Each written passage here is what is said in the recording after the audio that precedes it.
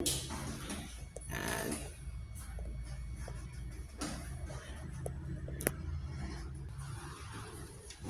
Good morning, sir. Good morning. Can you tell us about what we are going to do during the distress situation, sir? Okay, in this situation, we have first the effort, the send to satellite, then after that, satellite, they call compass satellite here. After compass satellite, going to LUT, local user terminal. After local user terminal LUT, then going to Mission Control Center, MCC, Mission Control Center.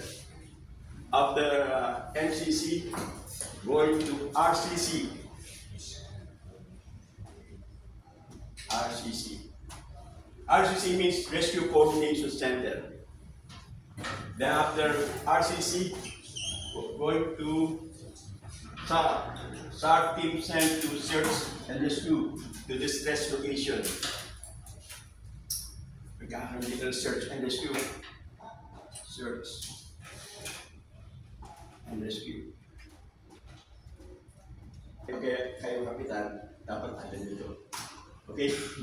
Para sa importante pag ano ng effort. Okay? Thank you, sir.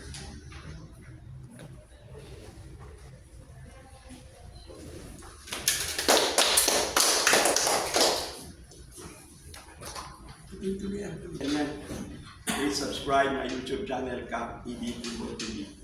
Thank you and God bless.